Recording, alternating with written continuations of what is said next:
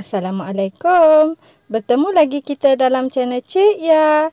Kali ini Cik Ya ingin kongsi cara terkini kiriman wang ke bank-bank Indonesia melalui Touch 'n Go e-wallet Malaysia.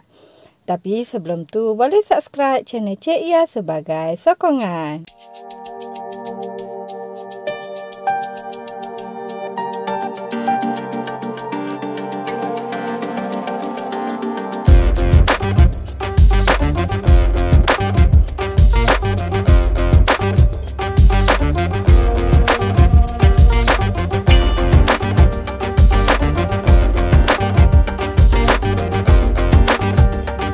Okey, mula-mula sekali kita perlu buka dulu aplikasi Touch 'n Go e-wallet dalam telefon kita.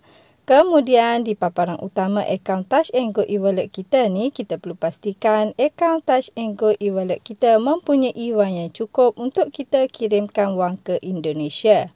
Jika wang kita dah cukup, kita klik pada bahagian transfer ini. Seterusnya dekat sini kita klik je pada bahagian send money ini.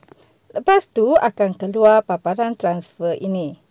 Okey, untuk kita kirimkan wang ke Indonesia, kita perlu klik pada bahagian overseas ini. Seterusnya akan keluar paparan ini. So dekat sini kita klik pada bahagian send now ini. Seterusnya akan keluar paparan remittance ini. Dekat sini kita perlu masukkan maklumat yang diminta dekat bahagian bawah ni. So, kita klik pada select receiver country ini untuk kita pilih negara penerima yang kita nak hantar wang. Kita klik di sini, lepas tu akan keluar senarai nama-nama dekat sini. So, kita pilih negara mana yang kita nak hantar. Okey, untuk video kali ini, Cik Ya akan hantar wang ke negara Indonesia. Kita klik di sini dan dekat bahagian bawah ni kita akan nampak kadar pertukaran semasa RM1 Malaysia bersamaan nilai rupiah dekat sini. Lepas tu kita masukkan jumlah ringgit Malaysia yang kita nak hantar ataupun transfer dekat sini dan secara automatik nilai rupiah keluar dekat bahagian bawah ni. Lepas tu kita klik pada bahagian continue. Seterusnya akan keluar paparan yang ni, select receiving method ini. So dekat sini kita perlu pilih wang kita nak hantar ke mana. Ada dua pilihan, sama ada nak hantar wang ke dalam e-wallet Indonesia ataupun nak masukkan wang ke dalam akaun bank Indonesia. So untuk video kali ini, Cik Ya akan pilih masukkan wang ke bank Indonesia. Okey, kita tip yang ni. Lepas tu dekat bahagian bawah ni, Touch 'n Go dah bagi tahu duit akan dimasukkan ke akaun penerima di Indonesia dalam tempoh 24 jam baru duit akan masuk dalam akaun penerima. Okey, untuk bahagian bawah ni kita akan nampak jumlah duit yang kita transfer dengan cas RM10 yang akan dicaskan oleh Touch 'n Go kepada kita. Lepas tu kita klik je next ni dan kemudian keluar paparan verify your detail ini. So bagi sesiapa yang pertama kali nak kirimkan wang ke Indonesia menggunakan Touch 'n Go e-wallet Malaysia, anda perlu verify detail anda. Okey, langkah ini bagi sesiapa yang pertama kali nak kirimkan wang ke Indonesia sahaja yang perlu verify detail anda. So, cara nak verify detail, kita hanya perlu klik dekat sini, verify now. Seterusnya, keluar paparan yang ni.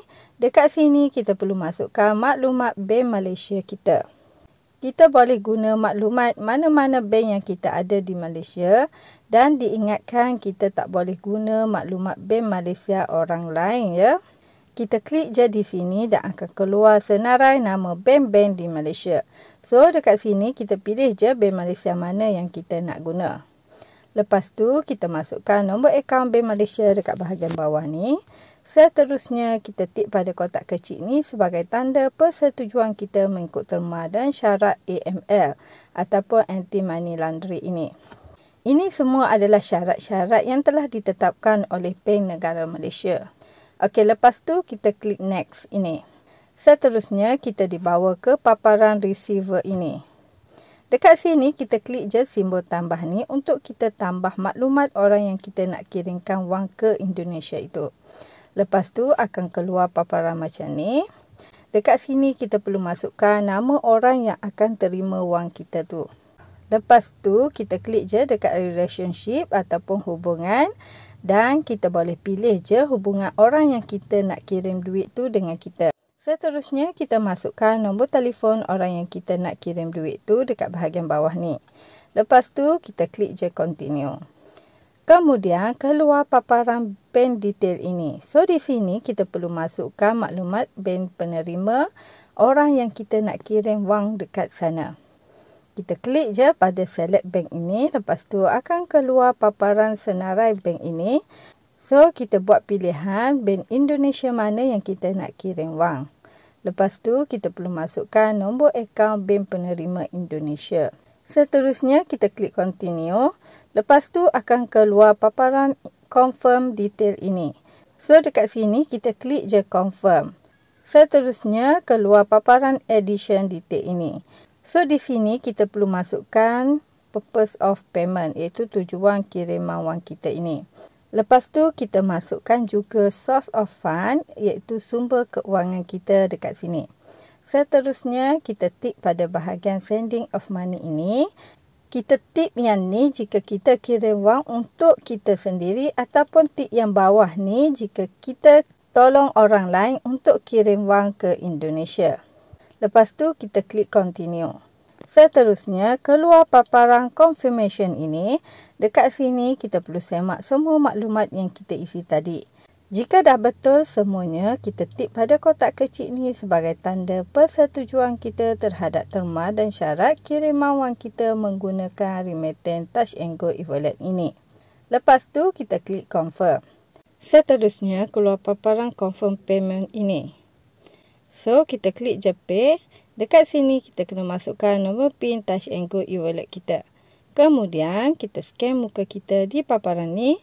Lepas tu, akan keluar paparan macam ni dengan status dekat sini bagi tahu pay. So, kita klik je done. Lepas tu, akan keluar paparan ini dengan status dekat atas ni bagi tahu processing. So, kita dah pun berjaya membuat kiriman wang kita ke Indonesia menggunakan remittance Touch 'n Go e-wallet ini. Okey, untuk cara kita nak semak status kiriman wang kita ini sama ada penerima sudah terima ataupun ditolak oleh Touch 'n Go e-wallet, senang je, kita klik done ini. Lepas tu, di paparan utama ini, kita klik je semula transfer ini. Lepas tu, kita klik je send money ini. Seterusnya, kita klik our see ini. Lepas tu, keluar paparan ini. Untuk semak status kiriman wang kita, kita klik je pada bahagian activist ini. Dekat sini, kita akan nampak transaksi yang kita dah buat di bawah ni dengan status bagi tahu processing. Kita perlu tunggu dalam masa 24 jam baru duit akan masuk dalam akaun penerima. Kita boleh semak status ini dari semasa ke semasa. Okey, setakat itu sahaja perkongsian Cik Hia kali ini.